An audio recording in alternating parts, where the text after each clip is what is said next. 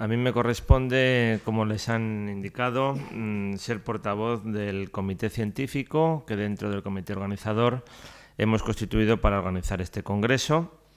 Ese comité científico ha tenido en cuenta la propuesta que nos hizo el cardenal arzobispo de Valladolid sobre la temática para este Congreso Nacional de Cofradías, sobre el Triduo Pascual, es decir, sobre las jornadas centrales de nuestra Semana Santa, el jueves, el Viernes Santo y la Vigilia Pascual.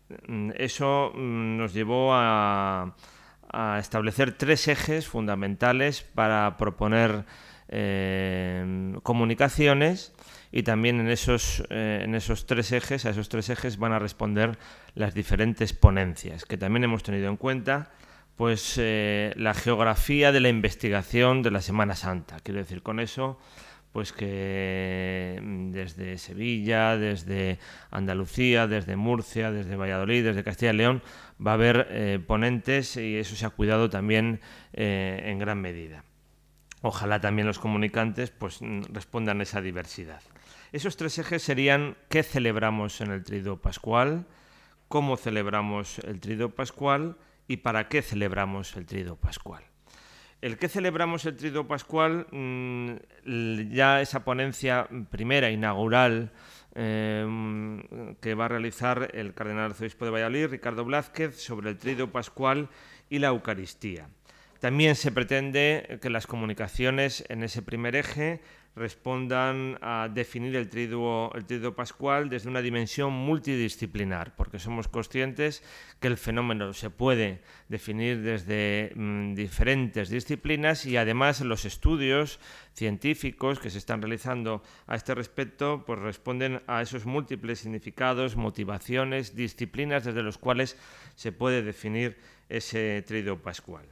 El segundo eje, cómo celebramos el Triduo Pascual, como pueden ver en el programa, es mucho más amplio. Es mucho más amplio porque hemos tenido en cuenta también distintos escenarios para la celebración, como es el templo en la Semana Santa, qué significados, qué decoraciones, qué arquitecturas efímeras, qué ritos, qué lugares, no solamente la iglesia parroquial o la iglesia penitencial, sino también el humilladero, la ermita, la sede de cofradías, qué espacios ha tenido importancia para la celebración de ese Triduo Pascual, que, insisto, como pueden ver en el programa, es el núcleo de la Semana Santa. Entonces ahí, en esa primera mesa, pues nos vamos a encontrar todos estos aspectos. Un segundo aspecto en el cómo celebramos lo tenemos que tener en cuenta en las escenas de ese teatro sacro, ese teatro escultórico por una parte, pero ese teatro vivo por otra.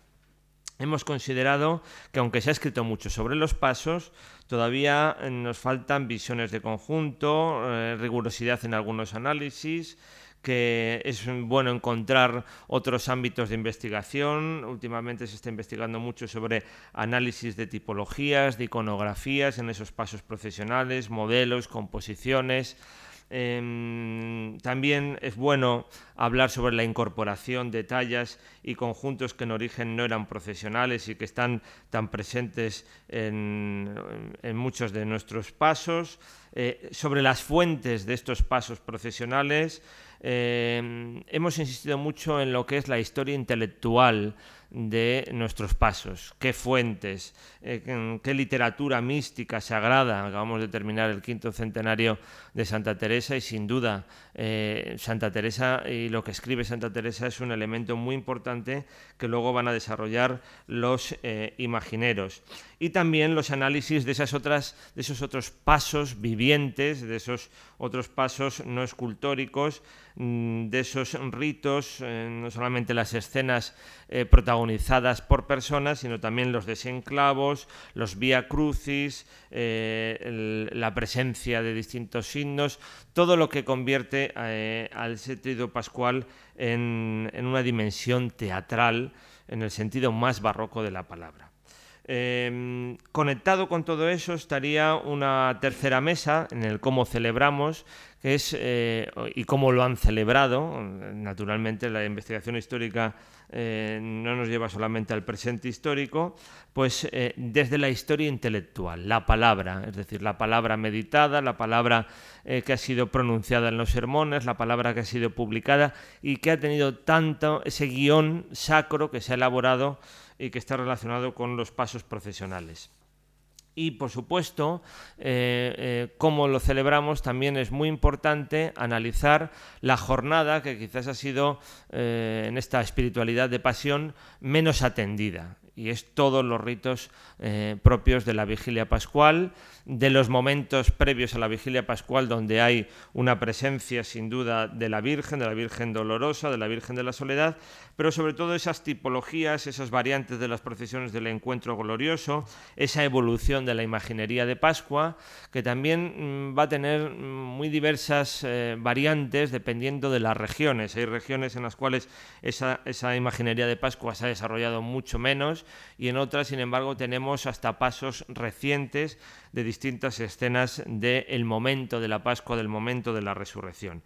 Y también en esa mesa de lo pascual y de lo celebrativo, pues no podemos olvidar las colaciones y las comidas rituales.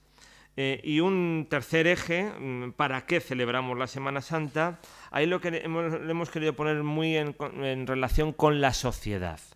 Con la espiritualidad, con la historia de las mentalidades, pero una espiritualidad vivida por el pueblo, una espiritualidad desde la Semana Santa no es un producto de Trento, del Concilio de Trento, es anterior, a ese mundo de los rigores bajo medievales. Posteriormente el Concilio de Trento, la crítica de los ilustrados, la espiritualidad burguesa, y también preguntarnos cómo en el siglo XX, que ha habido momentos de secularización, que ha habido momentos de una nueva sacralización, bueno, pues cómo se han ido recuperando, se han ido creando nuevos ritos en torno a la Semana Santa. Y una segunda parte del para qué celebramos lo hemos puesto muy en consonancia con la patrimonialización de la Semana Santa. Ahí tenemos no solamente un patrimonio material, sino que nos habla muchas veces del patrimonio inmaterial. Y a partir de ahí toda una serie de distinciones. Parece ser que cuando se han acabado unas distinciones empezamos con otras. Cuando las ha terminado de dar el Ministerio, ahora las dan las Naciones Unidas o las dan otro tipo de organizaciones.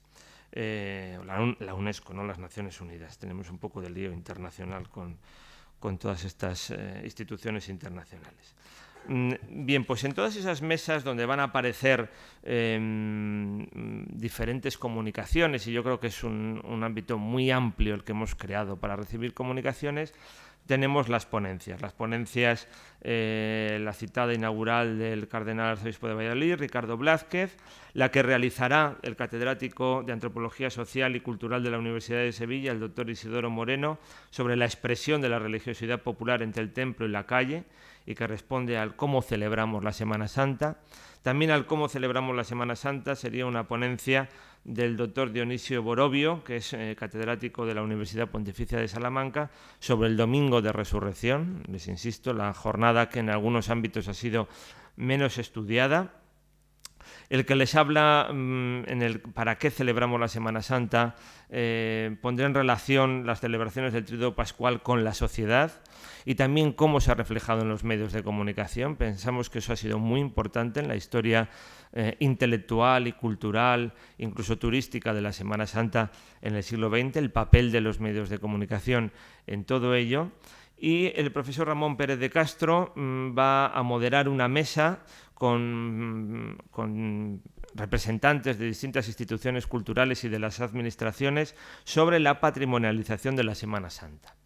Esto se va a ir desarrollando en estos días de una manera intensa y es bueno, al final, en la clausura, no solamente terminar procesionalmente, no solamente terminar litúrgicamente, sino también terminar científicamente. Y para eso va a haber una reflexión conclusiva. En este caso la va a realizar el vicario general de la Diócesis de Valladolid, don Luis Argüello, como persona que ha conocido todos los materiales expuestos tanto en ponencias, en comunicaciones a lo largo del Congreso, y él va a realizar esa reflexión conclusiva.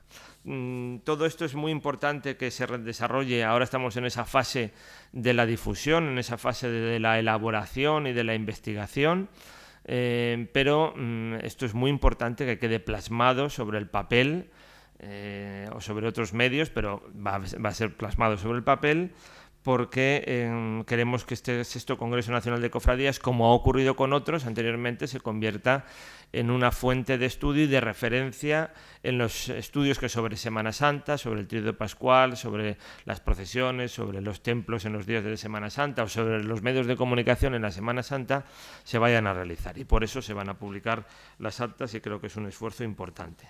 Decirles, desde el punto de vista científico, es importante también, desde ese comité científico organizador, que nace del comité general, pues hay también un comité científico evaluador, una comisión evaluadora que va a analizar las propuestas de los investigadores y las va a aceptar en su caso. Esperemos que la calidad sea lo suficiente para poder aceptar todas las que se reciben, o casi todas, pero ese comité evaluador pues está compuesto por 10 profesores de la Universidad Española de muy diversos ámbitos. Tenemos profesores sobre didáctica y expresión musical, tenemos profesores sobre antropología, tenemos profesores sobre liturgia, tenemos profesores sobre historia, tenemos profesores sobre historia del arte, es decir, sobre muy diversos ámbitos, porque pueden llegar comunicaciones desde disciplinas muy diferentes, y queremos que tenga ese ámbito muy multidisciplinar.